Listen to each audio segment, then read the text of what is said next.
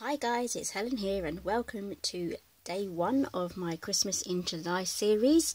Now today's project is going to be this little box here, and I have something special inside, and I shall get to that in one moment.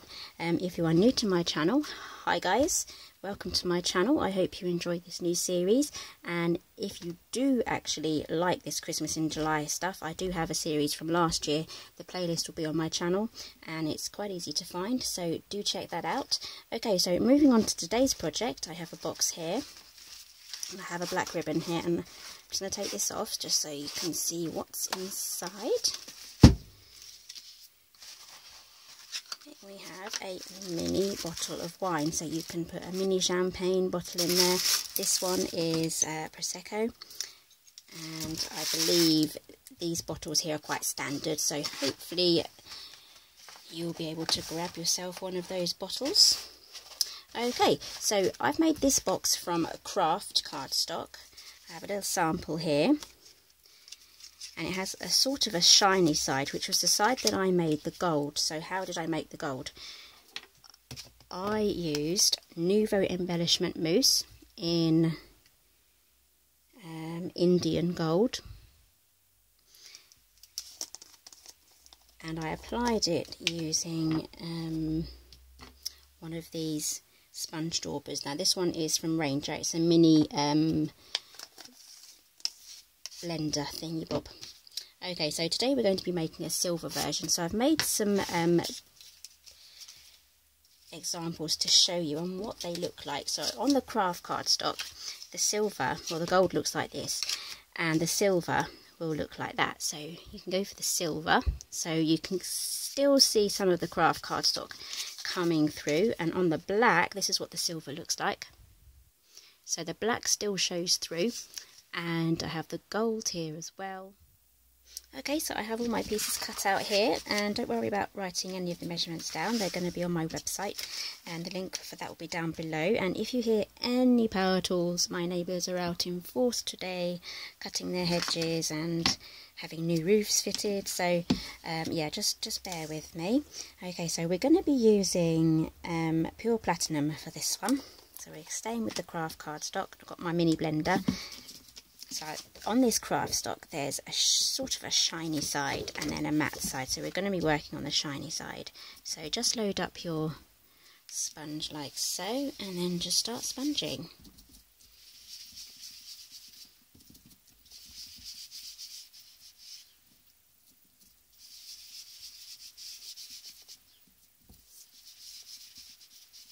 Okay, so I'm going to carry on doing this, and then you can join me a little later on, which will be pretty much a few seconds time, and everything else will be done. I'm going to leave this black, leave that black, don't put any mousse on that one. Okay, so I've got all my pieces done. I left them blank on the other side. You can always go ahead and do the silver on both sides. Okay, so now we're going to move on to our scoring. I'm using my Stampin' Up scoreboard today. Okay, so we're going to score on 3 sides. We're going to leave one short side unscored, and you need to go round and do 2.5 on those 3 sides.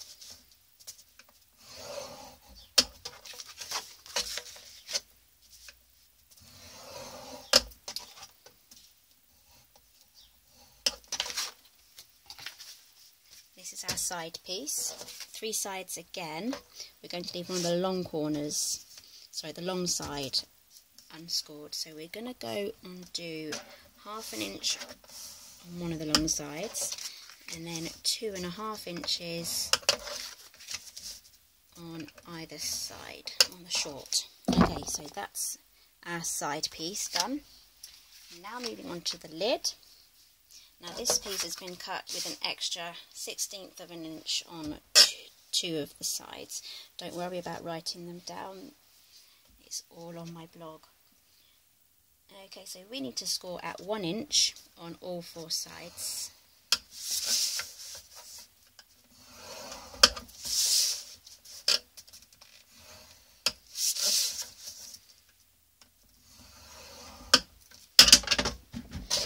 Okay, so that's all of our scoring done. Bring in with our bone folder now. So just fold inwards.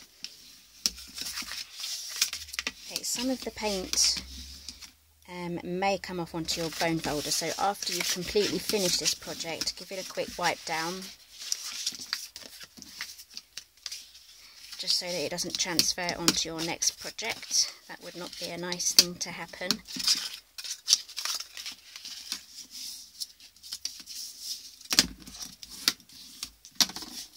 Okay, and just do our lid now.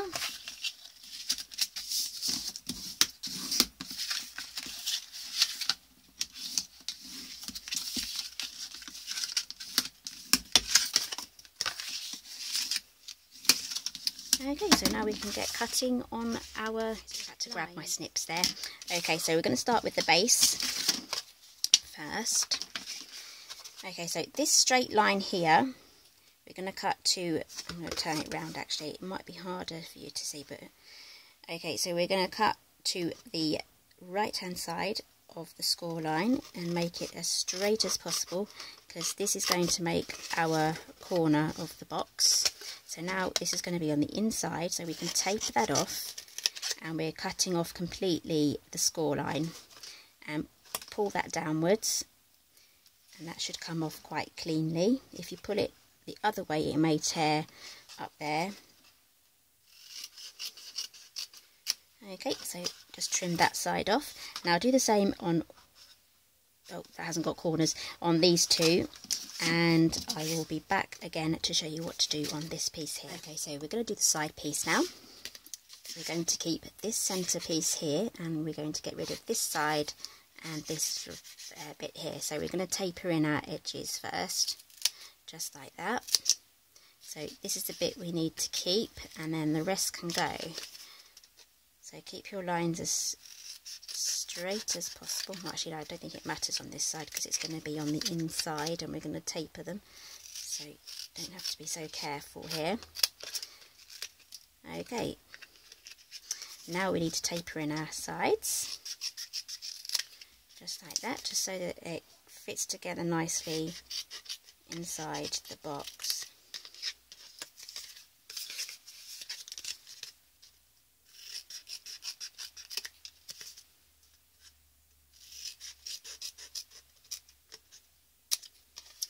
There we go. Right, now we can glue that together. So I'm going to grab my fast fuse. Run the adhesive along the inside of that score line. This is going to be the outside of the box. We don't want any glue on that side. You can use wet glue for this. Wet glue would be perfect, like Tombow. Tombow is very strong, or any other sort of tacky glue will be perfect for your box making. Okay, so that's that side done. And now we're going to fit this side in like that. So let's add some more adhesive. I'm going to add the adhesive to here as well. I need to go quite close to the score line, and then you'll have neater corners. Okay, just going to try and keep my lines as straight as possible. So I'm just eyeballing it there. There we go, that's going to make a nice seam. Now we can pop these inside, line up the corners.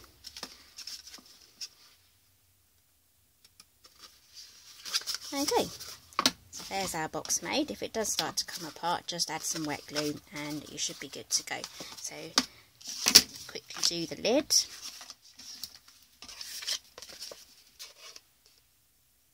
Keeping it straight as possible there. I'm going to be cutting that score line off.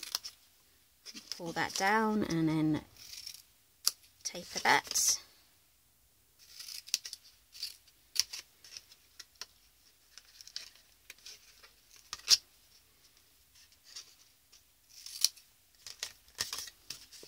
Same on this side.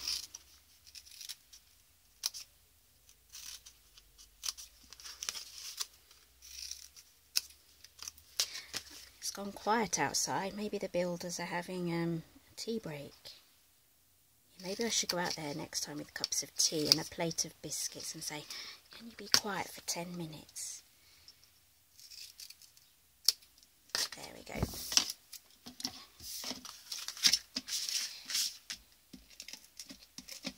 Fast views.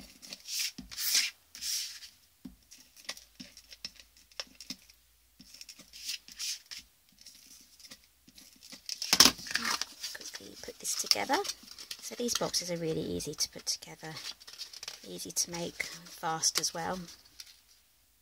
You can even make a bunch of these in advance and just keep them flat, and then when you're ready to put them together, just, you know, spend an hour or so putting them all together. There we go. There's the lid. Let's see if it fits.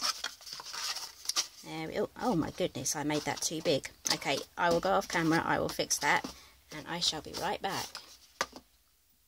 Okay, so I managed to save it. I made the box 1/2 inch too short, so I was distracted obviously when I was preparing my pieces of cardstock. But I will make sure that the correct measurements are on the website. They're written down correctly on my notes. It was just me that cut wrong. Okay, so let's get these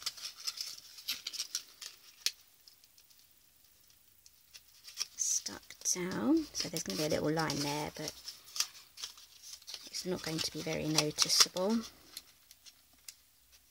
Okay, so I've managed to save that. I'm just going to taper that. I forgot to taper that, so I'm just going to taper that now. Okay, I'm just going to add some more fast views here.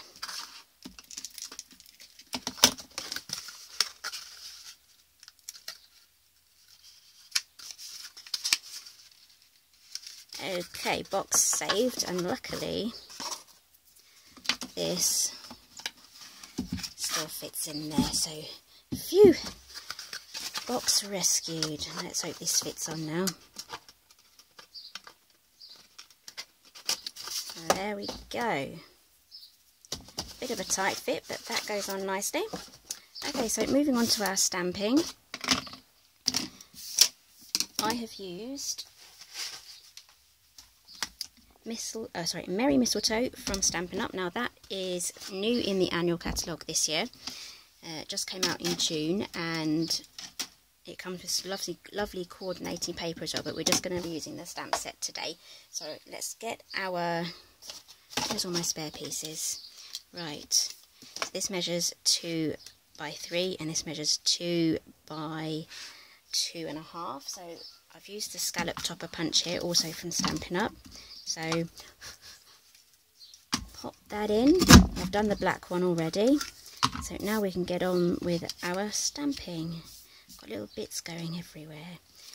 I think I prefer this side here. So I've got everything ready.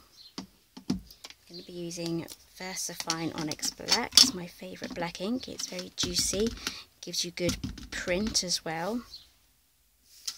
You can also use it with your watercolouring, so it's waterproof. Okay, so let's get that stamped down. There we go. And I've also got this lovely leaf thing here that's also from the same stamp set. I'm going to stamp that across the top. I'm going to quickly wipe that down.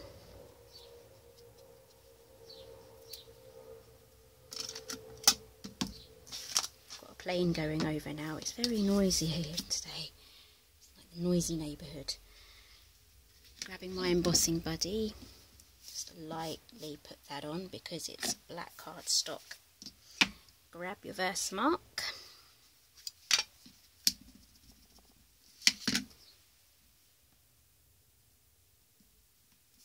And get that stamped down, and then I'm just going to get some gold embossing powder. This is going to, I'm trying not to smudge this. It's on something shiny, so it's going to need a little bit of time to dry. So give it time to dry.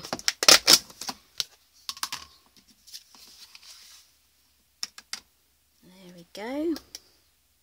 Happy with that. So I'm going to grab my heat tool now, this one, and I'm going to preheat it for about a minute, and then I'll be back to heat emboss. Okay, it's all preheated.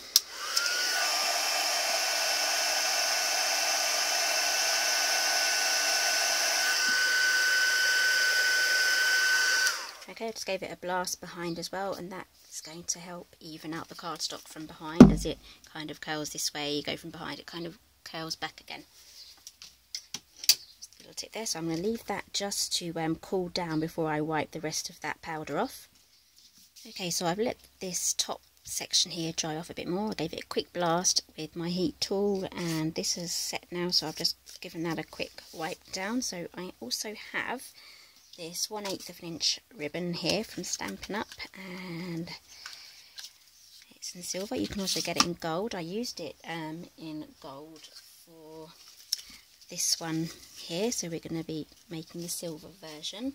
And I went into my ribbon stash. I have a box full of just old ribbons I've been collecting over the years, so this is a great opportunity here, as it's Christmas in July, to delve into your old stocks, you know, into your old stash, see what you have before you go out and buy loads of new stuff. I know you will obviously be going out to buy loads of new stuff.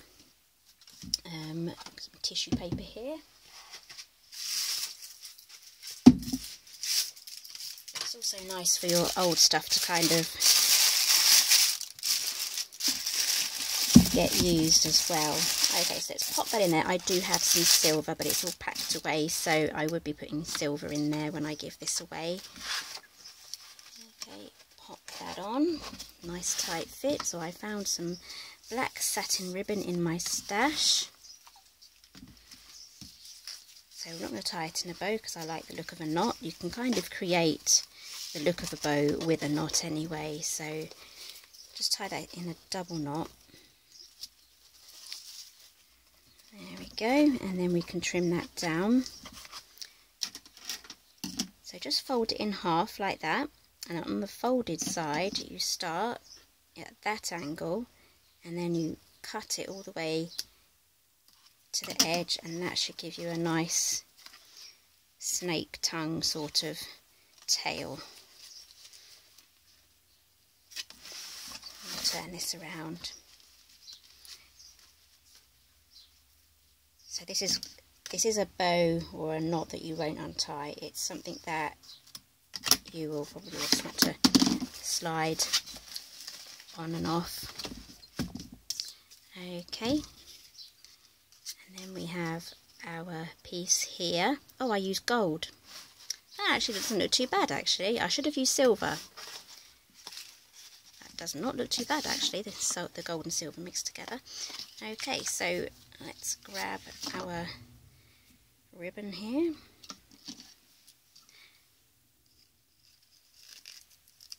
There we go. And then what we're going to do is going to tie this onto our ribbon.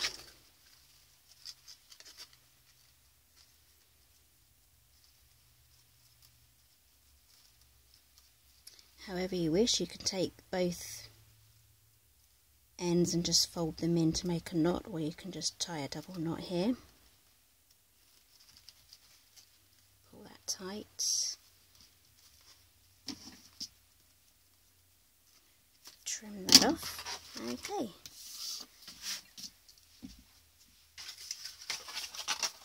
So here we have today's project.